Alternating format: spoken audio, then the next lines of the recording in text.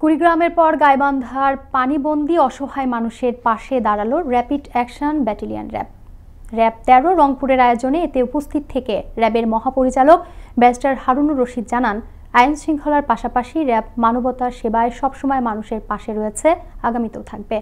কুড়িগ্রাম ও গাইবান্ধা থেকে ফিরে সহকর্মী মাহফুজ আলম প্রিন্সের প্রতিবেদনে আরও জানাচ্ছেন সহকর্মী মোস্তফা কামাল তোহা।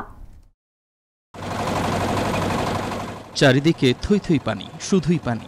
যত দূর চোখ যায় তত দূরই পানি। পানির অপর নাম জীবন হলেও পানি বৃদ্ধি পেলে এ পানি যেন একরাশ হতাশার চাহনি। পানি বৃদ্ধিতে হতাশা ও সুবিধা বঞ্চিত গাইবান্ধা ও কুড়িগ্রামের বানভাসী মানুষের পাশে দাঁড়ালো র্যাপিড অ্যাকশন ব্যাটালিয়ন র্যাবের এমন কার্যক্রমে বন্যার্তরা বলছেন, র্যাবের পক্ষ থেকে শুকনো খাবার ও চিকিৎসা সেবা প্রাপ্তি তাদের মনে জুগিয়েছে সাহস। অন্যের বাড়িতে দিনাতিপাত ও ক্ষুধার্ত মানুষরা এমন সহযোগিতায় প্রধানমন্ত্রী ও র্যাবের প্রতি ধন্যবাদ জ্ঞাপন করেন।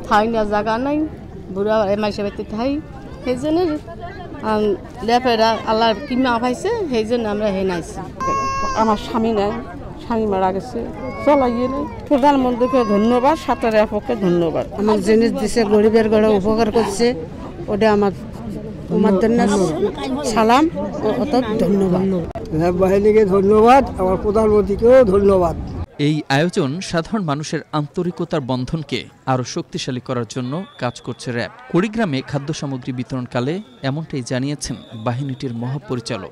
আইন শৃঙ্খলা রক্ষা এবং অপরাধ দমন নিয়ন্ত্রণ, সন্ত্রাস দমন, জঙ্গিবাদ দমনের সাথে সাথে সবসময় র্যাব কিন্তু আত্মমানবতার সেবায় কাজ করে আসছে। র্যাব সাধারণ মানুষের কাছে আজ আস্থার প্রতীক। প্রধানমন্ত্রীর নেতৃত্বে স্মার্ট বাংলাদেশ বিনির্মাণে র্যাবের এই অংশগ্রহণ।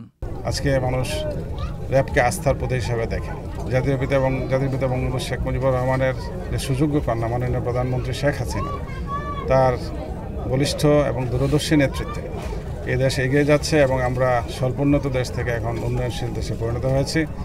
এবং মাননীয় প্রধানমন্ত্রী যে রূপকল্প 2041, যে সেখানে আমরা একটা উন্নত সমৃদ্ধশালী বাংলাদেশ হব, আমরা একটা স্মার্ট বাংলাদেশ হব, সেই লক্ষ্যে আমরা এগিয়ে যাচ্ছি। আইন শৃঙ্খলা রক্ষার পাশাপাশি সারা দেশে সাধারণ মানুষের সাথে কাঁধে কাঁধ মিলিয়ে র্যাব এভাবেই হয়ে উঠছে একটি মানবিক বাহিনী, এমনটাই বলছেন সচেতন মহল। মোস্তফা কামাল তোহা, আনন্দ টিভি, ন্যাশনাল ডেস্ক।